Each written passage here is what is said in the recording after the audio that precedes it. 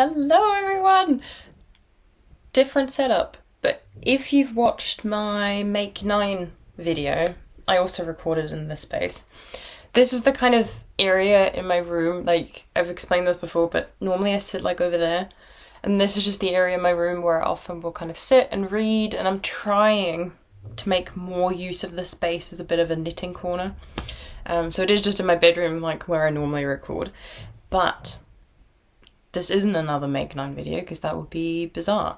It's a different video, completely different to anything I've ever done before, and something I've wanted to do for a really long time, and finally I just said, Nina, if you don't make the time for it, you're never going to do it. So make the time for it and do it. So that's what this is. So, I'm not entirely sure what I'm going to call this yet. By the time the video is out, of course, you will know, so... But it's some kind of a... Let's describe the premise of the video. I want to, every week, maybe every couple of weeks, something like that, whenever I feel like it, sit down and have a chat about some of the new patterns I've discovered, and not even necessarily new to, as in having just been released, but potentially more new to me. Because I don't just want to share the newest and shiniest things. I also want to take the time to look back at patterns which, you know, maybe I've forgotten about and I'm like, I love these, I need to remember, I want to knit this at some point.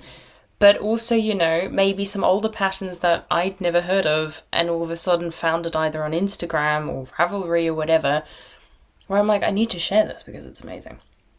And then I also want to share some kind of more new yarn bits, things that I'm currently really interested in and obsessed with and, you know, really want, but maybe I'm currently not going to buy. But, you know, it's just a bit of a pattern and yarny chat.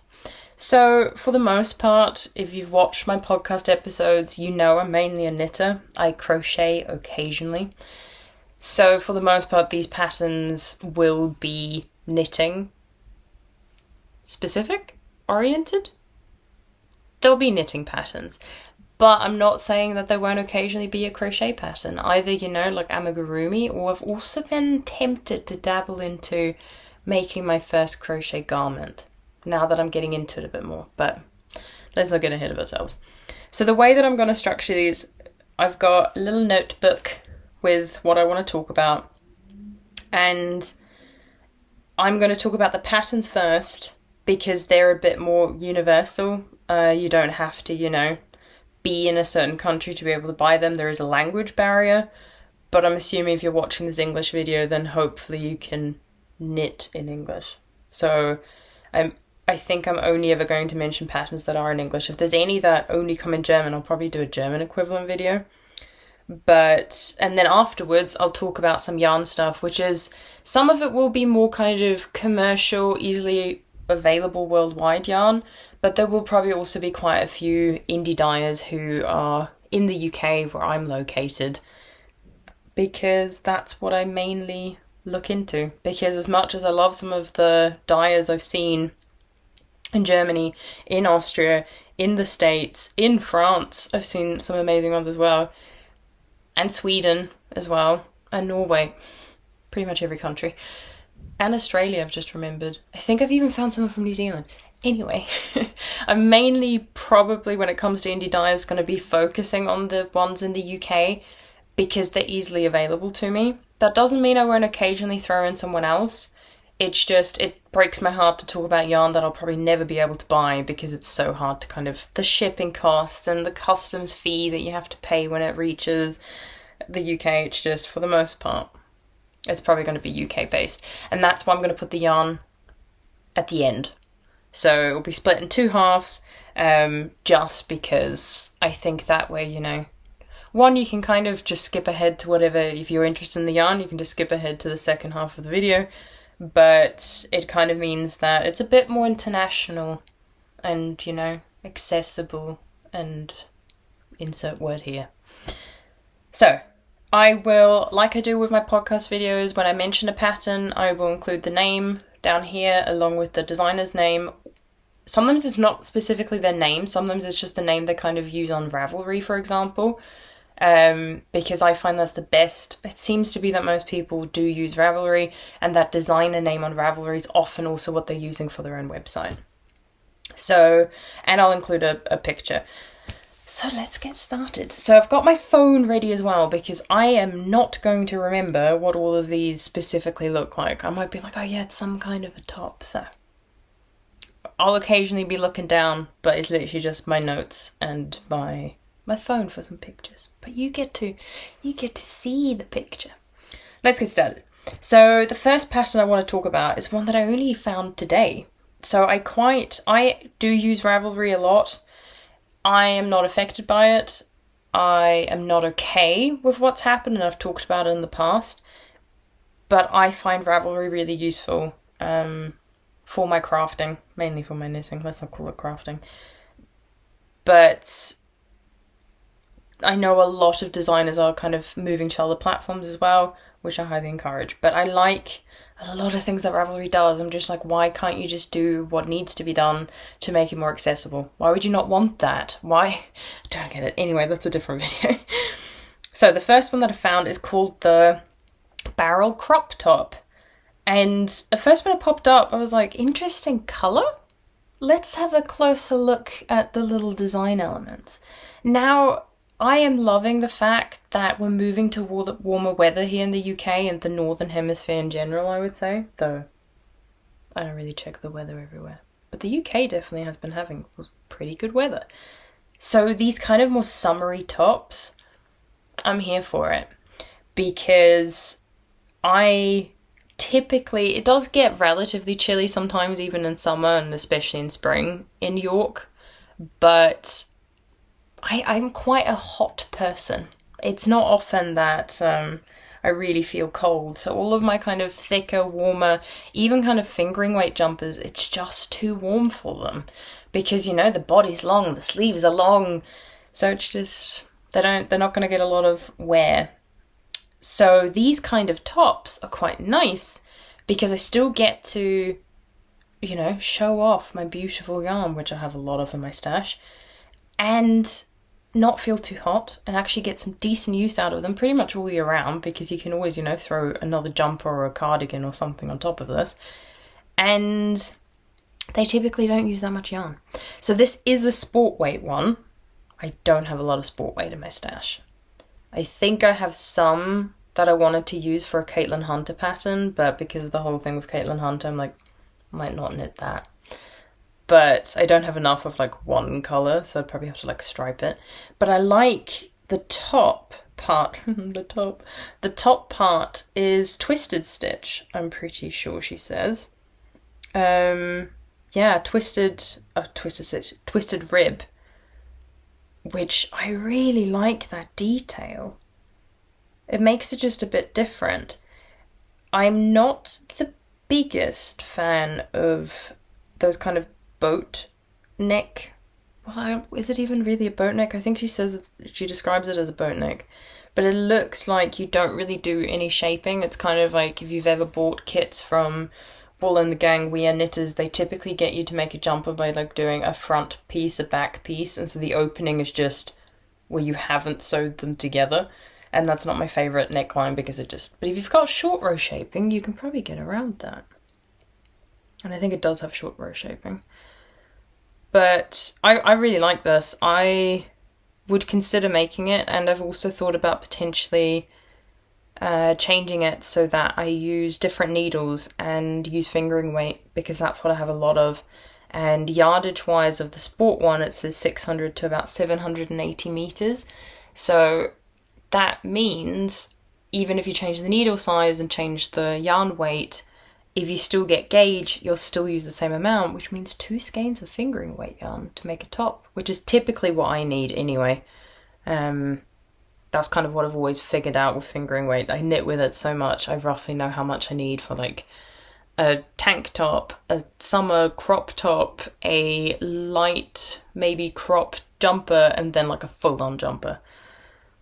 Pretty much what I'm saying, it's 1, 2, 3, 4 skeins with what I've just described. But yes, I quite like that. It's sizing wise, because I know that is a big thing that's currently going around with trying to be size inclusive.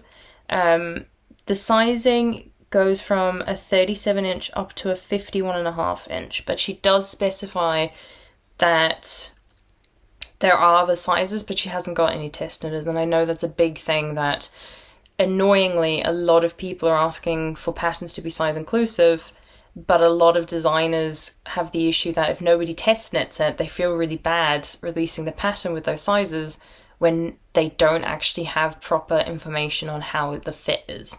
So it's a tricky topic, this size inclusive thing, especially because a lot of smaller, newer designers get excluded because the skill to be able to correctly grade a pattern to different sizes is tricky.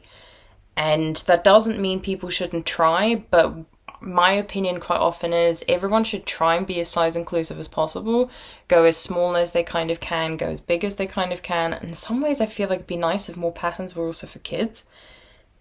But we should also be encouraging designers of different sizes and shapes and weights to design, so that you get people who are, you know, naturally a bit bigger and wear bigger sizes, who design garments more specifically designed for people who are bigger.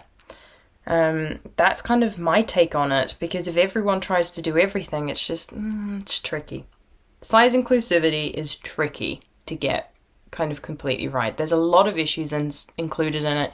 You can't just immediately say everyone needs to include every size possible, because it's a lot of work and we do not pay enough for knitting patterns. Anyway, that's not really something I wanted to discuss, and please don't think that I don't think this is an important issue.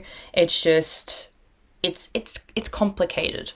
But I'm all here for trying to include as many sizes as you can. So that's not bad. And if anyone is interested in the top but wants it in a bigger size, you could get in contact with her and ask if you can test knit it. It means you get the pattern for free. That's quite nice. So that's one where I'm like, ooh, I could probably make that. But like I said, I'll probably use fingering weight yarn. So the next one I think was literally released today. Or is it coming out tomorrow? I can't remember now, but oh well, it's already available on Ravelry, so it's already out. This is the Westwood Sweater by Iris, who's one half of Hook and Light. I've test knitted for Iris before. Absolutely amazing pattern. I did the lotus petal top, which I've shared in videos before. It's on my Instagram as well if you want to see pictures, because the pattern was released on my birthday last year, which is really nice. So I think Iris slightly delayed it or pushed it up. Either way, she kind of changed the release date. She was like, I was thinking about doing it today, should I? And I was like, please, it would be on my birthday, which would be nice. And I really love that one. And this one is so adorable. I considered test knitting it because I get emails from her whenever she's looking for anyone to test knit her patterns. But it is sport weight, and like I said, I just don't have sport weight. And I didn't want to. I've done it for a test knit before that I used different weight yarn and still obtained gauge, like I changed my needle size, but I think it's potentially more useful if you actually use the weight of the yarn that the designer needs, because I think it just says more for people who want to then knit the design later once it's available. So it is sport weight. It's a really beautiful design for kind of areas in the world that have very similar climates to the UK. Because sport weight isn't too warm, but it's also not too kind of thin either. She's designed it with 3/4 sleeves and it's cropped. Now obviously you can change that, but the design itself, Iris has done it, is amazing because it's perfect for this kind of more transitional weather. Because you can easily layer it, but it's also, you know, getting to, I think 3/4 sleeves is one of my favourite things in the springtime, because I still get a bit cold, so just wearing a t-shirt isn't enough. But 3/4 sleeves is nice because you get a bit of cover, but you also start to kind of get a bit of colour on your arms, because I'm pale. The thing is, I've been out a lot over the last few weeks as it's been sunny, so I've got a lot more kind of freckles and stuff, and my face has a lot of colour, my neck does not, and neither do my arms or legs or any other part of my body. So I just look really bizarre right now. So this is quite nice for kind of, you know, just when it's a bit warmer, but it's still a bit cool. Sizing wise, Iris is always really good. So 32 inch up to a 64 inch bust, which is amazing. And yardage wise, what does it say? 549 to 1,097 numbers. Which isn't too bad. It is, I love the colour work at the bottom. I think that's really cute how she's designed that. And I like being able to see on Ravelry how other people have done it, but the way that you'll be able to see it in pictures, but she's done a solid colour for the main colour, and her contrast colour is a kind of like speckled one, which is so cute. I forgot to mention for the first one, that pattern is only available in English, so is the Westwood Sweater, because I know some people actually like knitting in other languages. And then it's also, you know, like recommending it to friends. Some people might not want to use English patterns, so I thought I'd mention the language too. But yeah, so that's one I'd love to make, but I don't think I will. At least not anytime soon, because I'm really trying not to buy yarn, and I would want to actually make it in sport weight. I have some skeins of sport weight, enough to make a jumper, but I already have a project in mind, and it's only one colour, so it's not going to happen, sadly. And then the next one is the Friday tee, which I think also just came out very recently by Petite Knit. So once again, love these kind of, you'll see a trend. A lot of these are kind of more suited for the warmer weather here. But I like the fact that with this one, the sleeves aren't actually super short. So normally with a lot of these kind of summer tops, they end up being like literally just like little cap sleeves almost. But this one actually has almost like half sleeves, which is nice. And if you've watched my podcast episodes, I am loving Broken Rib. I spent time talking about it with the Telegram cardigan I'm currently making. And this is Broken Rib! And it's got stripes! This is like so much of what I love. And she's done it in the yarn. I didn't see this. She's done in the yarn that she's done with Sandnes Garn, which is really cool. But fingering weight, sizing wise, I know Petite Knits is someone that people have a lot of issues with. So this one goes from a 31.5 inch up to, she says, a 59 inch. I don't like the fact that she uses standard sizing names, so extra small, small, blah, blah, blah. Because nobody, like, some people will care, some people won't, but I know a lot of people who wouldn't want to be happy, you know, not just announcing, but knowing they've been labelled a 4 extra large or a 5 extra large. This is why I like it when people like Jennifer Steingass use letters and goes, you're a D. So you can still kind of go, oh, well, that's like a size, what? 4. A, B, C, D. My alphabet. That's a size 4, which is, you know, you can then kind of convert it. Some people also use numbers, but I think it's just nice breaking away from those standard sizing labels that we've got, because for some people there is a lot of kind of negativity attached to that, and it's much nicer than someone just to be able to say I'm a G or whatever. It's a small thing that can make a lot of impact for some people. So this pattern actually isn't too bad. I know a lot of people are kind of wanting above 60 inch busts now, but part of me, especially with the petite knitter, it doesn't make sense to me for her to have quite big sizes. I was actually surprised when I first came across her patterns that she was relatively size inclusive, because I was like, shouldn't the petite knitter be focused on making clothes for petite people? That's how I viewed it, so I was always surprised when she had quite big sizes. And I know one of the first patterns I made of hers was the Cumulus blouse, and I think originally when I got that pattern, she only went up to an extra large, which I think was about a 44, 48 inch bust, something like that. And then she very quickly added more sizes. And there is the argument that a big designer like her should be able to include bigger sizes. But then I'm also like, but if the aesthetic that she kind of has and her label being the petite knitter, I'm like, I don't know, it confuses me.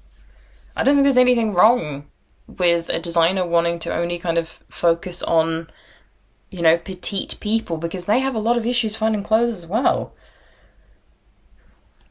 Like I said, size inclusivity, it's a really delicate and difficult conversation. Not concept. Topic. Yeah, you know what I mean. What does it say yardage-wise? Oh yeah, this is the one where I was like, why is the yardage so big? So long? 1,175 to 2,350 meters. And then I thought about it. Broken Rib, I think, does typically use more yarn than just standard stockinette because of the switch from knitting to purling, I think. Could be wrong, but that's how I thought about it. And it also sometimes depends how they count it, because I know some people calculate yardage based on the yarn that they've used for the sample, and even if they didn't use a full skein, they count the yardage as a full skein. And I think she often does this because she always goes up to like, oh, it comes in 50 gram skeins. Well, you need to go to the full next 50 grams. So I think that's why that's so high, because I've made patterns from her before and I was like, why do I have so much yarn left? But anyway, so I think that one's a really beautiful one where I'm definitely going to be using some stash, because I think, let me have a look. For my size, how much would I need? 2, maybe 3. I'd have to actually calculate the meterage. I don't like the fact that she only gives it to you in grams of the yarn that she used. She doesn't give you the actual meterage for each size. Maybe she does in the pattern, but I think she doesn't actually. And so you then have to calculate it yourself, which is frustrating. But so I might need 200, maybe 250 grams of my main colour, but then only 100 grams of the contrast colour. So we'll see. We'll see. But you can always, if you're kind of in a sizing position like me where you maybe need more than 200 grams of, or just like, you know, more than 100 grams of your main colour, if you see the cuff and the ribbing and stuff hasn't got, that's the main colour. So you could switch that out and then make use of only needing like 2 skeins of the main, 1 of the contrast. Something to think about. This is why I like messing around with knitting patterns, because I'm like, I don't want to use 10 grams of a new skein of yarn. That's annoying. So that one, because Petite Knitter isn't, you know, from like England or America or whatever, her patterns actually come in a variety of languages. So she has English, Danish, German, Norwegian and Swedish. So that's quite nice because that covers quite a relatively big number of languages. I think, does she also sometimes do French and Italian? They might be coming, but I know a lot of bigger designers do. Couple of different languages to cater to different people. The next pattern is the Aurea cardigan, something like that. And so, as the name suggests, it's a cardigan. And a very interestingly shaped one. Once again, all along this kind of spring summery track that I'm going down. It makes sense that that's the stuff that's being released. But I like that it almost looks a bit like a poncho kimono style thing, because it's got such big sleeves, which I normally don't like. I like a fitted sleeve, but because these are more like half, 3/4 sleeves, this is literally just like a, oh, I'm heading outside, but I need another layer just in case, and you can just throw it on. There's no question about will it go over whatever you're wearing, it will fit. And I like the length of it as well, and the fact that it's got, does she call it faux cables? I've written it down. Faux cables is what she says. You've got, and it is just very oversized, and you can see kind of with the raglan at the back that like the sleeves are huge. So it's fingering weight yarn. Yardage wise, it says 850 to 2,448, and size wise she goes from 31.5 to 63.5. So good, really good sizing. Only comes in English though, and it's quite a bit of yarn because it is quite oversized. So depending on your size, you might need quite a bit. But I think it's really nice. I'm not sure. I'm really desperate for more cardigans because I really like wearing them. And as much as I love that one, I'm not sure if it will be on my list soon because I'd probably have to buy yarn for it. But it's definitely a pattern that's got me intrigued. I quite like that one. And I just like all of Megan's patterns as well. I think... Have I actually made anything by her? I think I haven't. I've definitely got some of her patterns because I really want to make the Mount Pleasant top. And then she also has... I have a whole PDF, like a little ebook from her with like 4 or 5 patterns, which I think you get for free when you sign up for her newsletter. Something like that. But yeah, I thought it was quite an interesting design to what's kind of been out there before. And next we've got one that isn't out yet, but should be out by the time this video is out, is the Urusu Cow that I've seen so much on Instagram. And it's this beautiful double-sided cowl, though I think in the pattern she gives you a trick for making it so it's not reversible if you don't want to use that much yarn. But you've got bare faces. A lot of her cowls are absolutely amazing. I think she just had one launch the other week as well, actually, which my mum's already bought because it's beautiful. And it's DK weight yarn. You obviously, because it's colour work, so you need a main colour and a contrast colour. And from memory, I can't remember if it was this one. So currently there's no info yet on yardage and stuff. But Urusu Cow. I forgot the other S. My bad.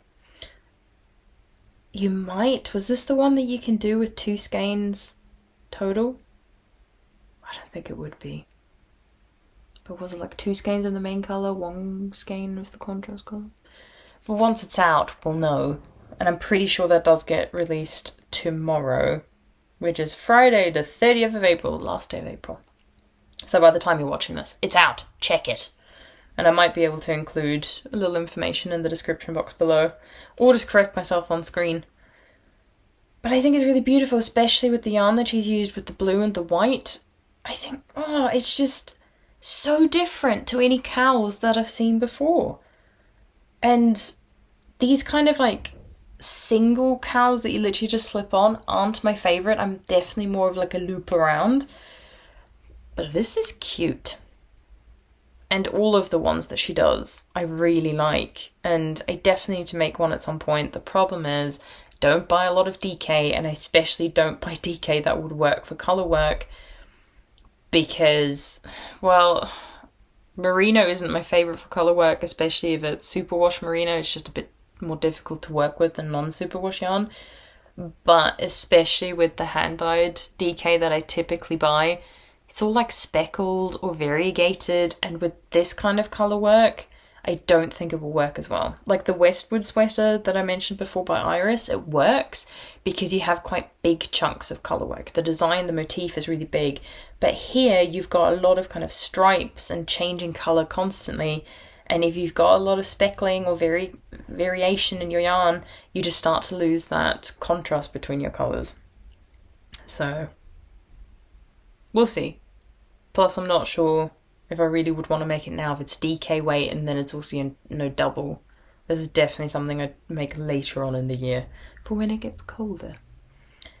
That is that one. And then the last one I want to talk about is the little Tranquility shawl, which literally popped up on my Instagram just today. And I'd never seen it before, but it was so cute. I don't know, I have this weird thing with shawls where I really like them, but I feel like I would never wear them. But then I remember I really like them to actually properly wrap around and have this kind of, more triangular shape coming down the front instead of just like with a scarf or a shawl. And what I really love about this design is, one, the yarn, because it was designed with hand-dyed yarn by Giddy Yarns, who also has a lovely podcast that I watch every time she publishes a video. I love her podcast. And she dyed up, and I've seen her use this in one of the projects she's mentioned recently, her colourway Beth, inspired by Beth March from Little Women.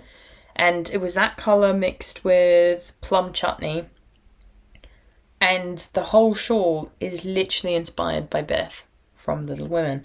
And it's got, I think she says, 3 different stitch patterns, so it keeps you really interested. But she also mentions why she designed each section to be the way it is and how it kind of relates to Beth as a character. And I was like, oh, I love that.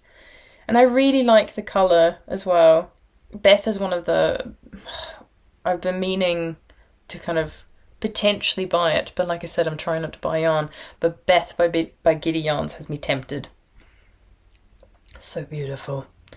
So, triangular shawl made with, it says light fingering weight yarn. I typically ignore the light part. I know that can have an issue with gauge, but especially with a shawl, I'm like, as long as I'm not going to run out of yarn at the end, I don't care if it's not exactly the correct size. So the pattern only comes in English as well. I'm assuming the Urusu Cow that I just mentioned before will only come in English because I think her other patterns do. But the little Tranquility shawl, the sizing is 60 inches wide by 27 inches deep for anyone who's interested. Yardage wise, it says 732 meters to 823 meters, which means you should hopefully be able to do it with 2 skeins of yarn of fingering weight, as long as you potentially make sure that each one of them is about 425 meters. Otherwise you might, there often is like a big buffer added, but you don't want to run out of yarn right at the end. That would be so sad.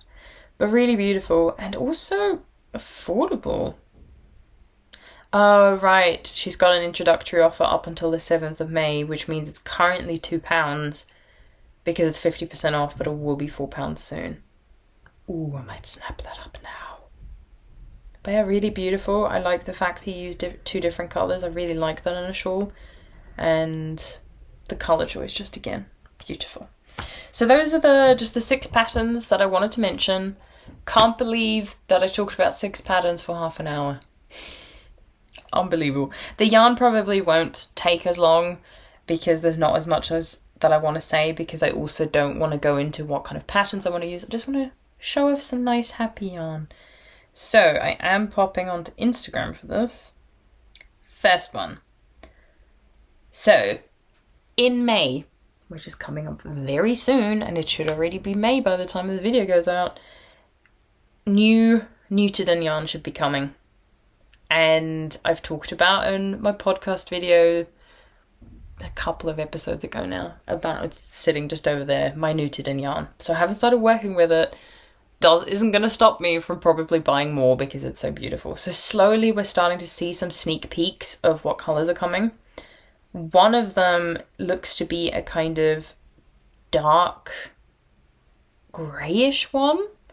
You really can't, like, you can see it, but because it has so much colour variation within it, it's really tricky sometimes.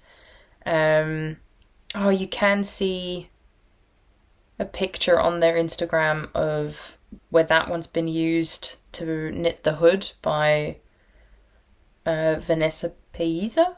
I think she's Spanish, so I think the LL is a Y sound. And that's what I want to knit out of one of the colours of knitted in I already have. So you can see it's quite a dark charcoal kind of colour, really beautiful. Then the next one is a kind of berry colour. I find it really interesting because I find both of those don't scream spring for me, or even summer. But then the other one I've seen was a yellow colour. Yeah, there was a beanie. So you can see a kind of very pale yellow, where I'm like, now that makes sense to me. But I like that they have very different colours included. And I think that's currently all the spoilers we have. And I love it. I'm currently not sure which ones I would get, and I don't just want to buy them for the sake of buying them. Like last time, I want to buy them with a project already in mind, and there should be a new project coming with the Knitted and Appreciation Club, where the hood was the first pattern. So we'll see what that is, because it comes out a day or two before the updates, I think, do, or something like that. And so we'll see. We'll see. But beautiful yarn. And if you don't know about knitted in yarn, I guess you'll probably see from the pictures pictures already, that it's a pencil roving yarn and typically held double when you knit with it, and is all Swedish wool kind of combined together, and some of it's dyed, some of it I think they don't really dye, and then just sold. So when I ordered it, I did have to pay custom fees when it arrived, but worth it because it's still quite affordable because of the kind of yarn it is. The next one is one, I'm not even sure if I saw it on Instagram first. One of the yarn shops in the UK is called Knit With Attitude. It's down in London, which I think I heard about because of Ellie from Scandia Knits. I think it's the yarn shop kind of local to her. And on the Instagram, they'd posted a picture of a shawl that's currently being worked up using yarn from Norn Yarn, and it's called Mimes Forest. And it is such a stunning green, and I'm pretty sure they said it was dyed up specifically for their shop. And this green, I've been loving green this last year, these last few months. Hasn't been a year yet. And just for this year so far, I've been loving green, and this one is exactly the kind of green that I love. Foresty, almost emerald green. It's so rich and so beautiful. The base is I've got it written down, merino silk yak, and 4-ply, 120 grams, 480 meters, but, and this is the big but for me, it's £31 a skein, which is pricey. And I get it's got, silk in it, which makes it immediately a bit more pricey, but I think you need just 2 skeins for the shawl that's in the picture. I'll try and include what the name of the shawl is because I've looked it up before. I think it's like arrows or something. It's inspired by archery. So it's either a 1 skein or a 2. I think it's a 1 skein project. Yeah, that's why I was like, okay, £31 for a shawl. Not too bad, but it's painful, but beautiful. I imagine it will be just absolutely incredible knitting with that. So the next thing is, it is a collection, but there's also some other bits I want to talk about. Adventures in Yarncraft. So she's just recently-ish released her Together Again collection, which is inspired by a lot of different things to do with things that we can slowly start to do again here in the UK now that restrictions are starting to ease. So one of my favourites is Berry Smoothie. I love all the different like reds and pinks and purples, and a yarn has been dyed well and named well when it immediately makes you want to go and make yourself a berry smoothie. And I've just realised I've got a lot of frozen berries in my fridge, and I could totally make myself a berry smoothie. I've got yogurt as well. Ooh, I think I know what my dessert's going to be this evening. But there's also a lot of other ones. Lemon muffin, coffee blush, Cocktail Sunrise, I think, is also part of the collection. So she's got a couple of, I'm just looking at her website, she's got a couple of skeins, I think, still just kind of available to buy, and then other ones you'd probably have to get on her, buy through her dyed to order. So it does say Garden Party is part of her Together Again collection, because I love this one. I'm pretty sure Laura from Adventures in Yarncraft dyed this up for the most recent Yarncraft festival, I think it's what it's called, that she runs. I love green, like I've already mentioned, but a pistachio green, I love pistachios. Pistachio everything, it's delicious, I love it. So then having that with yarn, and especially with the kind of more creamy yellowy colour and then the kind of more red pink speckles, amazing. I really had to fight back and control myself and not just buy this. But yes, I'd suggest checking out that collection. It's really nice, the kind of different things that she's included in there. And then, because I'm me and I'm really into greens, In the Long Grass is also amazing because it's green. And it's just a tonal kind of green. And I love it when indie dyers include some tonals because they're really important for certain bits of colour work and stuff. because not gonna lie, that colour would be pretty nice. I think she does... For some reason I thought she did. She does have some sport weight, but I don't think on her dyed to order. But you could, you know, also potentially just use a merino sock anyway. So I think that collection is just absolutely amazing. Then one which is a commercial yarn that I've been really intrigued by and has just recently been restocked on Tribe Yarns, which is another UK-based shop, is Holst Super Soft. Now, the reason I'm really interested in this yarn is because that's what Becky Sorensen used to knit the Boxcar Sweater, which I've talked about in my podcast, which is kind of the jumper equivalent of the Telegram cardigan. So it's a broken rib jumper. I think she knits it cropped as well. And the kind of blue that she has for the sample piece, I'm pretty sure, is Super Soft. Holst Super Soft in the indigo colour.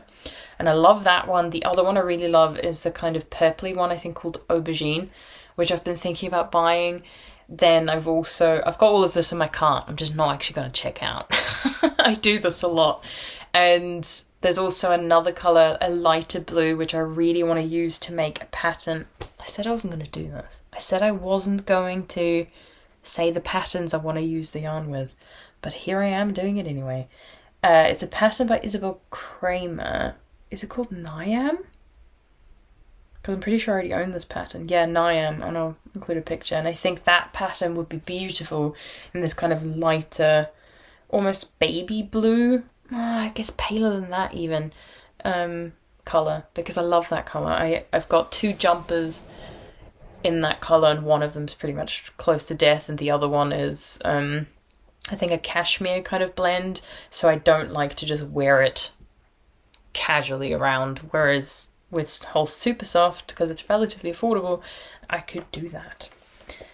Next thing is, of course, this would not be a Nina Maria video on YouTube if she didn't mention the Fiber Fox. So I am mentioning her because I love her yarn. But it's not just her yarn, it's also linked to a pattern. So Maddie Harvey has collaborated with Georgie from the Fiber Fox to release the Trig Point shawl, which is going to be a mystery knit-along. So I can't include a picture of what the shawl's going to look like, but I can include pictures of some of the kits that Georgie's offering. And some of them I think, at least one of them I think is still available to buy immediately, and other ones I think she still has available for dyed to order, because the knit-along doesn't start until the 7th of May, I believe. So there is a video that the two of them did, a Instagram live, which I think is available definitely on Maddie's Instagram. Not sure Georgie has it as well, but you can kind of just see them talk a bit about the pattern, talk about some of the kits that are available, so they're amazing. And my favourite has to be the original, because that kind of dark, rich brown is so beautiful. And then Speckled Eggs, which was the Mystery Club colour actually from March, where I bought 2 skeins because based on the picture I knew it was going to be amazing. I think that one is my favourite. I'm hoping to take part in the Mystery Knit-along, but I'm actually going to be using yarn from my stash. Either some of the stuff from Georgie that I already own, or I might, you know, choose other yarn that I have, but I have a lot of yarn from the Fiber Fox, so could probably just mix some of those together. And then the last one is just a single skein of yarn that I have wanted for a really long time, and I thought I'd give it a happy little mention. So we have 6 patterns and 6 yarns, or like, you know, I've mentioned a lot of different like colours and yarns, but 6 different things. I hope you get what I mean. So this is called Mohair Joy, or maybe just Joy. It's on Mohair, and this is by What Mustard Made.